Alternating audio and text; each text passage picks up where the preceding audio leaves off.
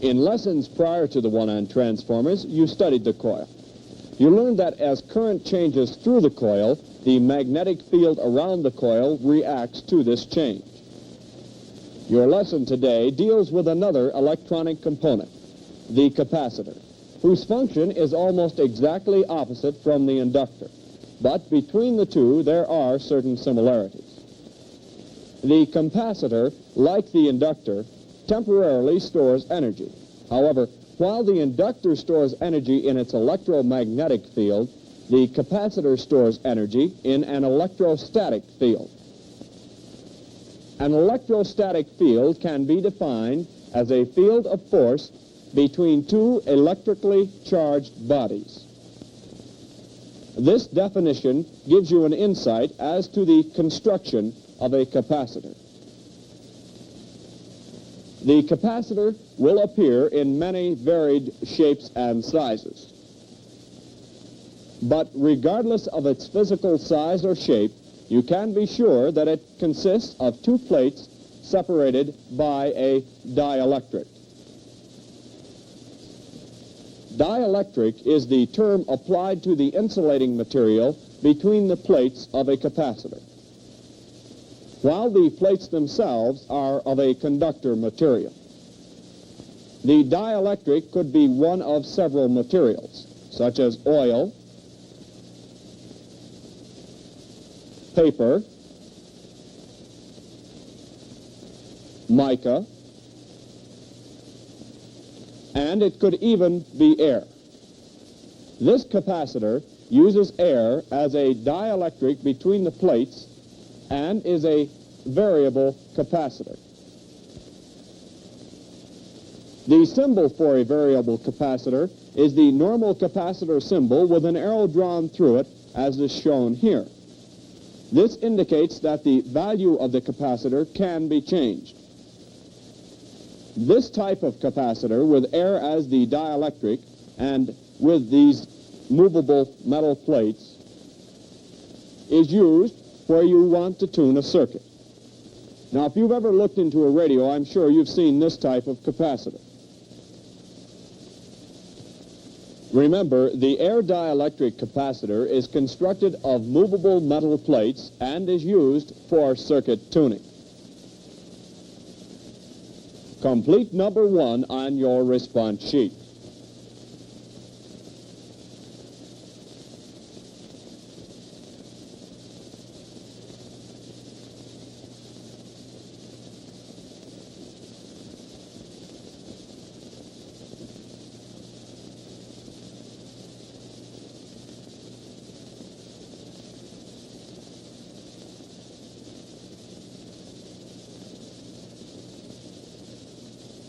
You should have written movable metal and tuning. Now, if you use such words as variable or adjustable instead of movable, you're still correct. Now complete number 2.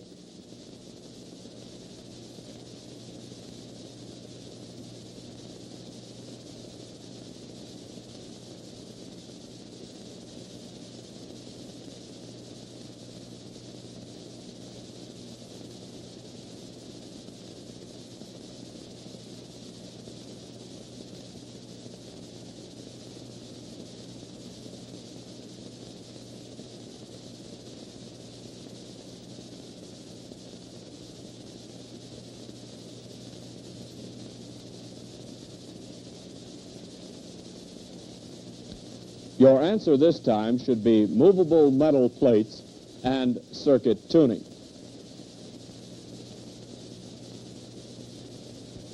The movable plate capacitor is the most common variable type that's being used.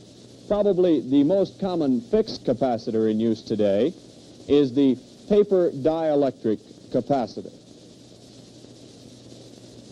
The reason it's very common is its low construction cost.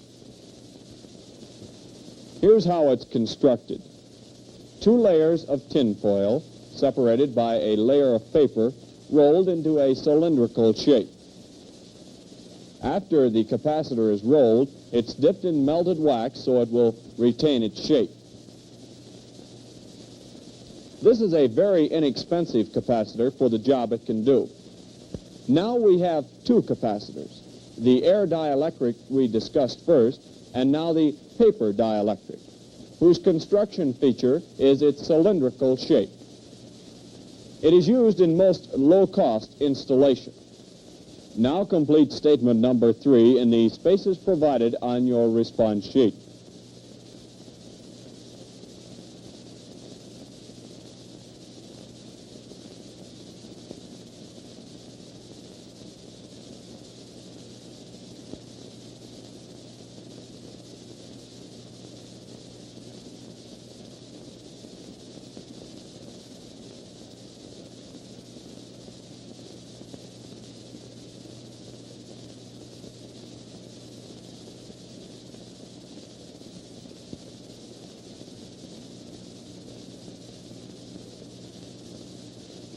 You should have answered cylindrical shape and low-cost usage. Now do number 4 on your response sheet.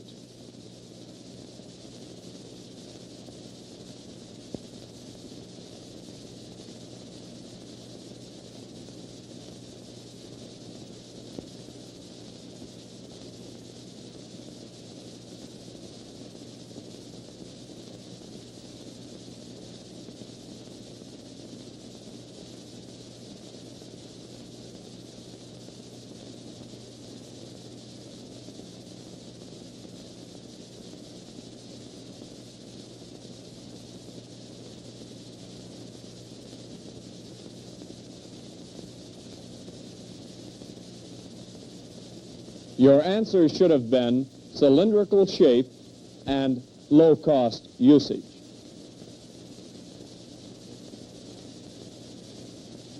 Now, let's move on to another capacitor, and we'll discuss its construction features.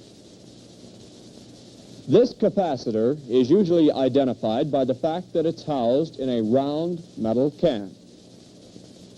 In other ways, its physical shape is very similar to the cylindrical paper capacitor. It's used when you want a very large capacitance in a fairly small space. The electrolytic capacitor has aluminum plates separated by paper with an extremely thin film of aluminum oxide formed on one of the plates. This is the dielectric, and this is also why it's called an electrolytic. These round metal case capacitors are polarized and can be used in DC circuits only. They cannot be used with AC because a reversal of applied voltage would destroy the dielectric film. For this reason, the terminals are polarized. I mean that one terminal is marked negative and the other is marked positive. The capacitor must be connected according to this polarity marking and used only in a DC circuit. Now we have covered 3 capacitors, the last being the electrolytic, which is housed in a round metal can and provides a large capacitance value and still is comparatively small in size. Remember, it is polarized and must be connected into the circuit properly. Now complete number 5 on your response sheet.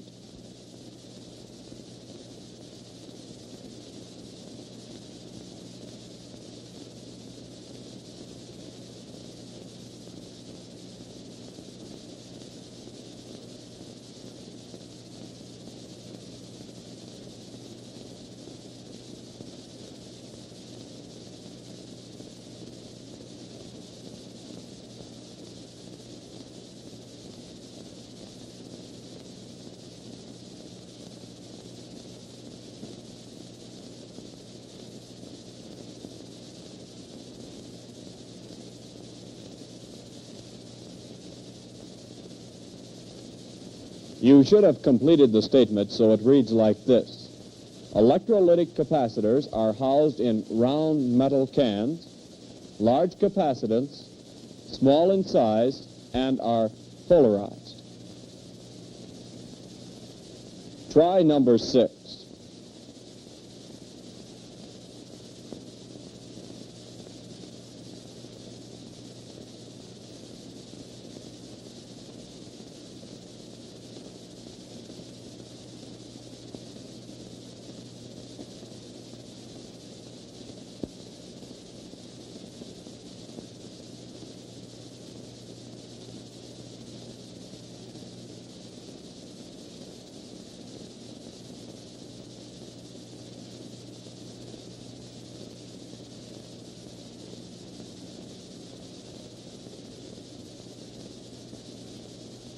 Under construction, you should have round metal can and large capacitance, small size, and are polarized under usage.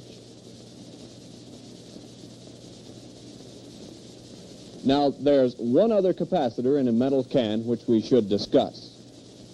This one takes the shape of a square or rectangle. The square or rectangular capacitor uses oil for a dielectric. The oil dielectric capacitor provides all the advantages of the electrolytic type. That is, it has the same large capacitance and is reasonably small in size, and in addition, it has one very important advantage over the electrolytic capacitor. You'll notice that there are no polarity markings on the can. It is not polarized and can be used in both DC and AC circuits. Remember, large capacitors of the electrolytic and oil-filled types are both contained in metal cans. They are both relatively small in size, that is, small for the amount of capacitance they have. The round one is polarized and must be used in accordance with its polarity markings in DC circuits only. The square or rectangular has an oil dielectric and is not polarized. Therefore, it can be used in either DC or AC circuits. Now complete number 7 on your response sheet.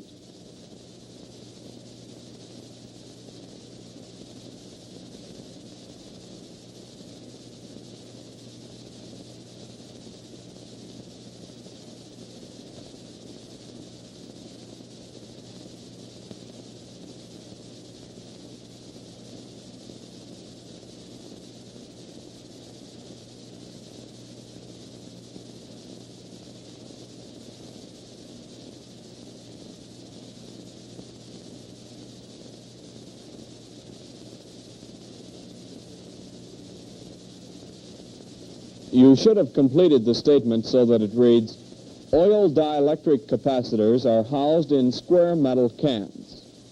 Large capacitance, small size, and are not polarized.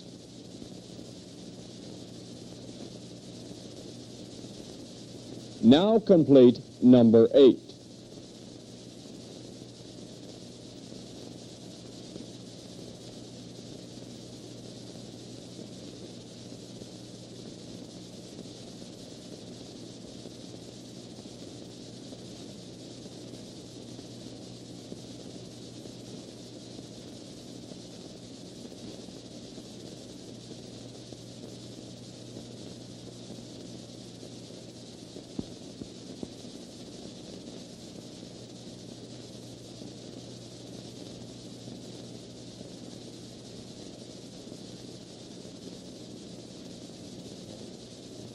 The correct answers are square metal can for construction and large capacitance value, small size, and not polarized for usage.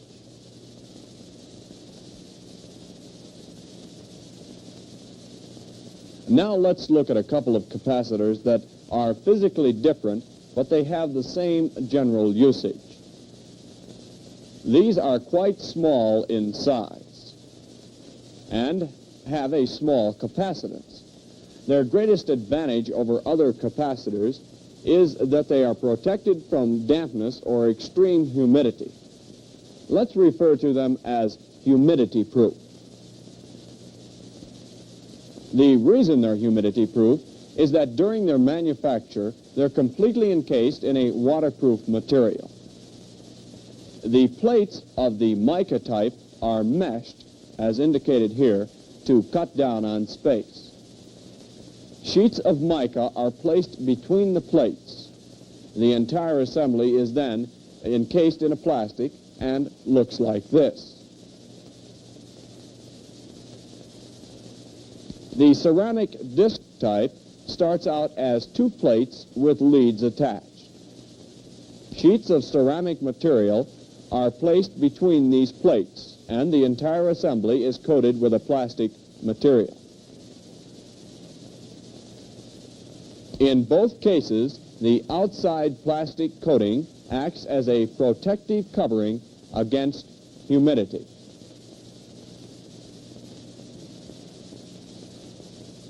Now we have discussed 5 different capacitors: air, paper, electrolytic, oil, and finally, the ceramic. The ceramic capacitor is wafer or disc-shaped, small in size, and has small capacitance, and is humidity-proof. Now complete number 9 on your response sheet.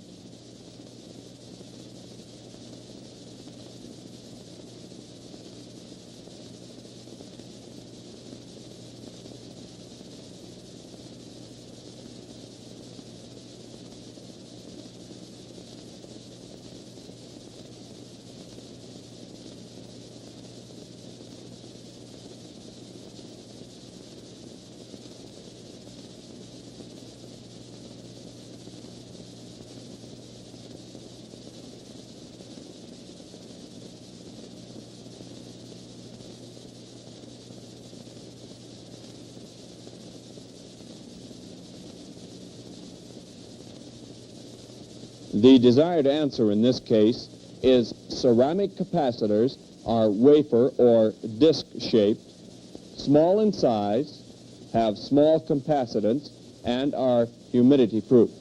Any order is okay here.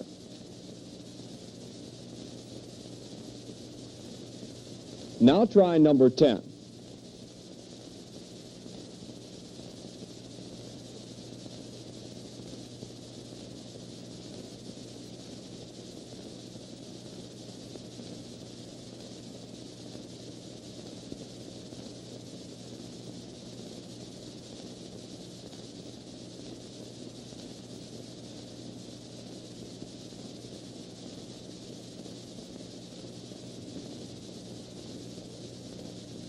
The construction is wafer or disc shaped, and under usage you should have small size, small capacitance, and humidity proof.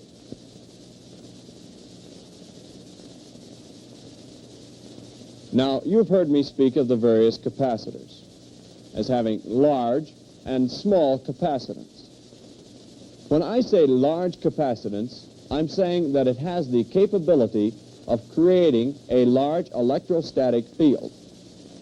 The electrostatic field results from the charge on the two plates. Now, you recall that the storage of energy in a coil is in the magnetic field. In the capacitor, the energy is stored in the electrostatic field. The ability of a capacitor to store electrons when charged is measured in farads. A 1 farad capacitor connected to a 1-volt battery would have 1 coulomb of electrons on its negative plate. A 1 farad capacitor would be a gigantically large capacitor. You'll never see one. Practical capacitors, the ones that you'll see, will have capacitance values in microfarads or microfarads. Many times it will be necessary for you to complete problems which require converting the micro or micros to a whole farad. Now, this can be done in 2 ways. Here are 2 values of capacitance. Let's convert these to farads. First, we must answer this question. How much is a microfarad? Well, you should know that micro means 1 million. And it also means that the decimal point must be moved to the left from its original placement. Therefore, I can write this value in this manner.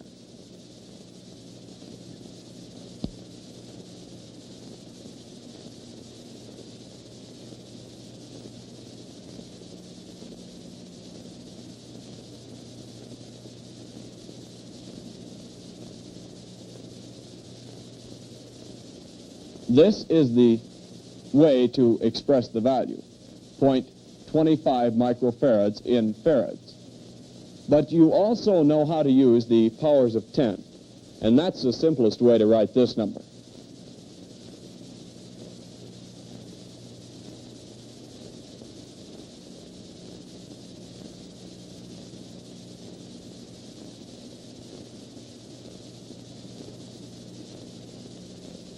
All you need to do is count the number of places to the right of the decimal point and write the value as I did, using the number of places as the minus power of 10. Now, in this one, we must move the decimal point 12 places to the left because it's in microfarads. You can write it the hard way like this.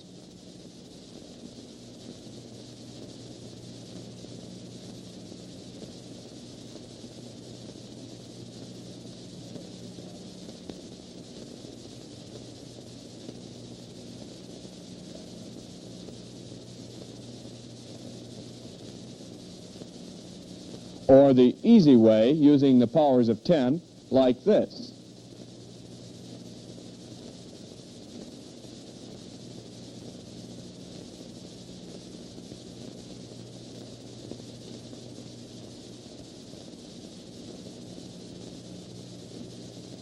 Either way is correct, but using the powers of 10 is, of course, the easiest. Try this one. Put your answer in space number 11 on your response sheet.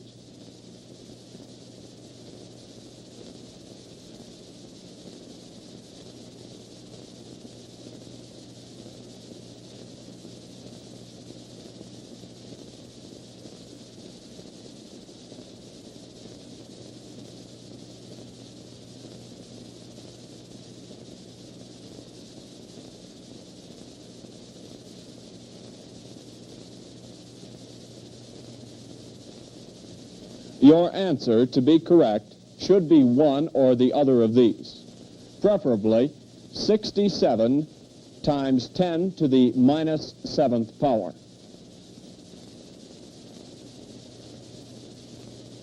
Now answer number 12 on your response sheet.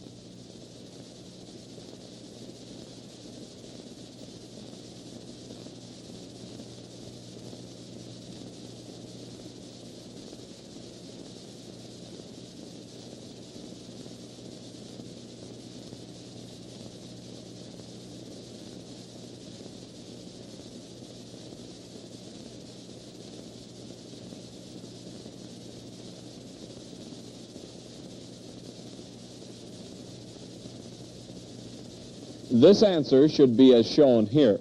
And again, the preferred one is 53 times 10 to the minus 8th power.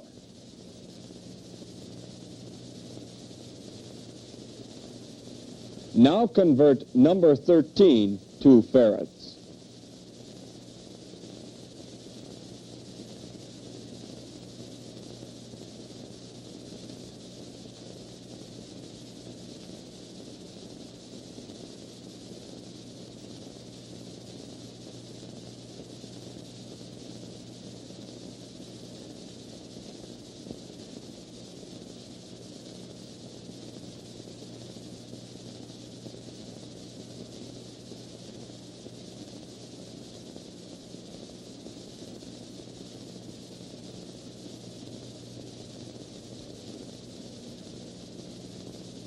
Your answer could be either of these. They're both correct.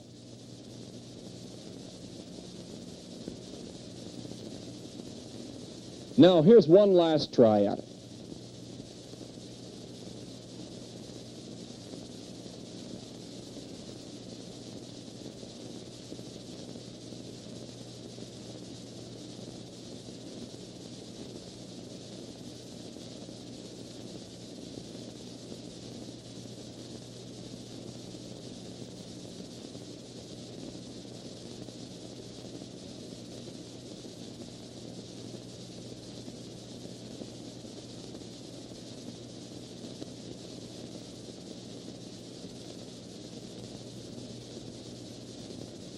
I hope that you used the powers of 10 expression.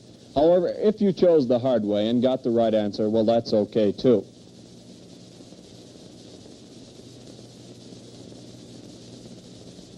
We've converted a few values of capacitance, and we've discussed large and small capacitances.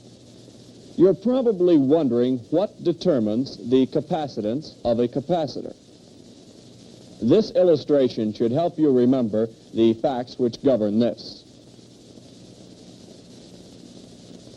The area of the plates is factor number 1. The larger the plates, the greater the capacitance. Factor number 2 is dielectric constant, symbolized by the letter K. The greater the K value, the greater the capacitance. The distance between plates is factor number 3. This factor works inversely. The greater the distance between the plates, the smaller the value of capacitance. Now, I'm sure that plate area and distance between plates requires no further explanation. However, I'll give you a better understanding of what is meant by dielectric K. It all starts with air as the standard. Air is given a K value of 1 and is considered the poorest dielectric in use.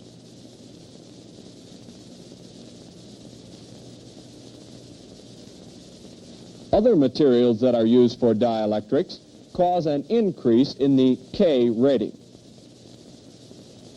The higher the K, the better the material insulates and the higher the capacitance. Remember the factors which affect capacitance and how they affect it. The factors are now dielectric K, plate area, and distance between plates. Complete number 15 on your response sheet.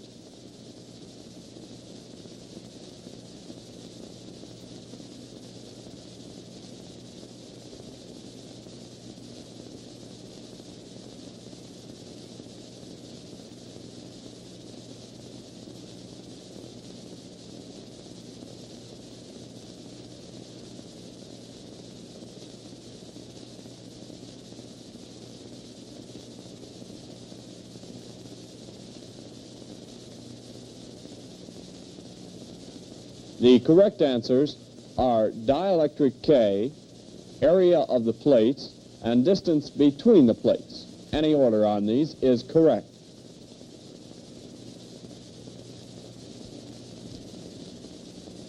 Now try this one for number 16.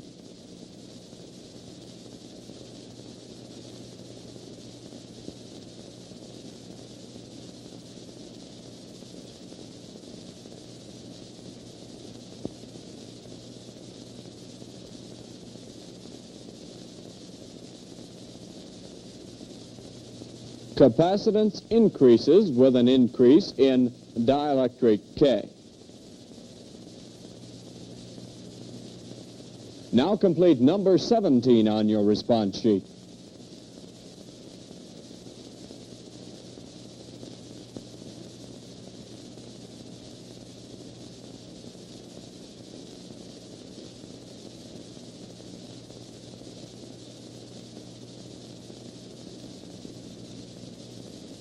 Again, you should have said increase.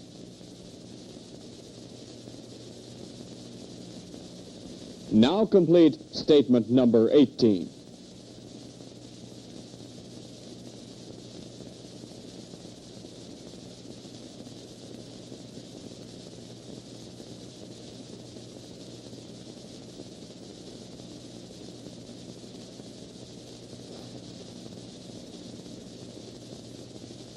When plate area increases, the capacitance will also increase. Complete statement number 19 on your response sheet.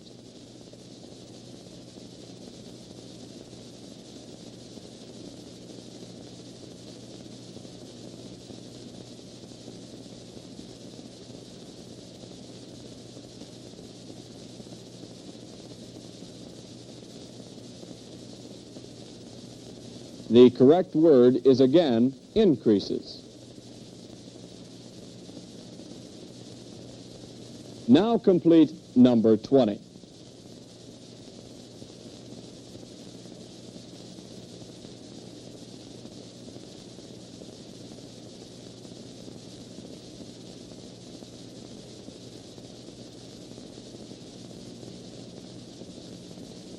The correct answer is decreases. Now answer number 21.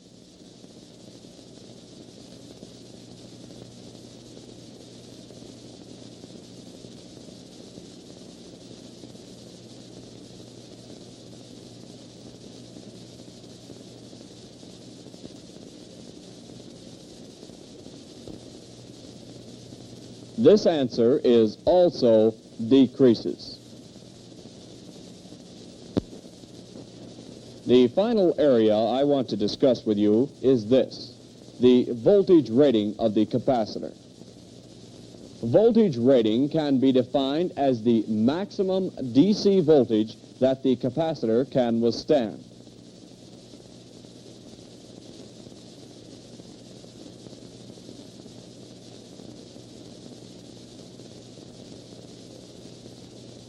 This is also referred to as the breakdown voltage.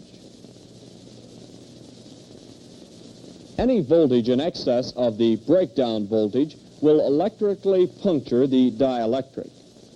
This is a fancy way of saying that current arcs through the dielectric and in most cases burns a hole, permanently shorting the capacitor. Now, the three factors which determine the voltage rating of a capacitor are the dielectric K, the distance between plates, and finally, the thickness of the dielectric. When an electrical charge is built up between two bodies, like the plates of a capacitor, there's a tendency for a current to arc between the two bodies. Whether we get an arc or not depends on how far the current has to jump and the insulating quality of the dielectric. The further apart the plates are, the higher the dielectric K, and the thicker the dielectric is, the higher the voltage rating will be. Remember, these factors, dielectric K, the distance between the plates, and the thickness of the dielectric. Now try question number 22 on your response sheet.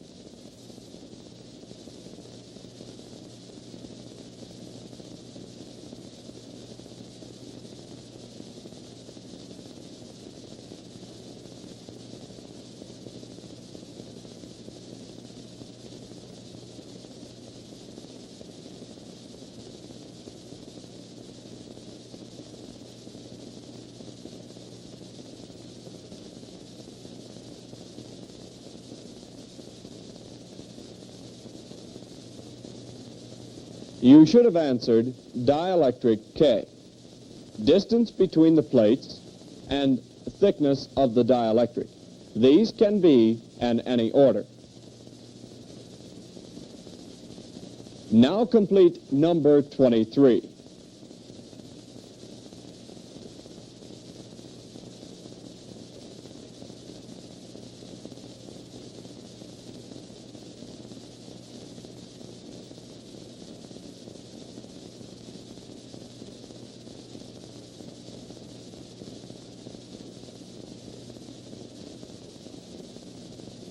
Your answers are dielectric K, distance between the plates, and thickness of the dielectric. Once again, these can be in any order.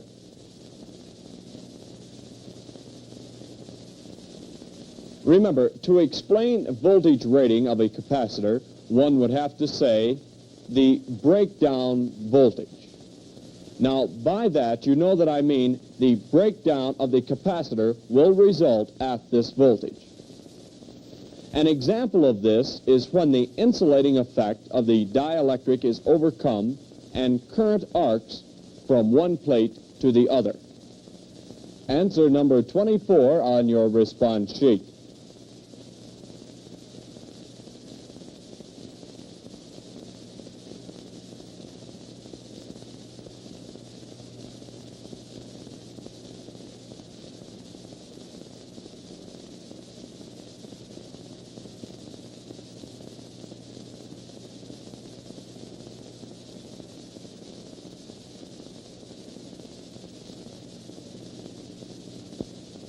Your answer should be breakdown voltage.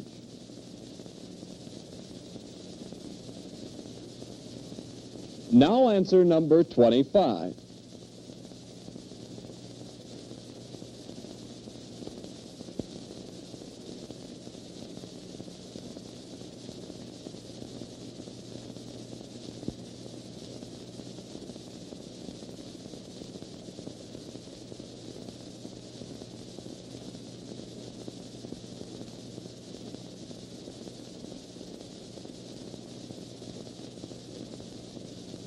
This answer is also the breakdown voltage.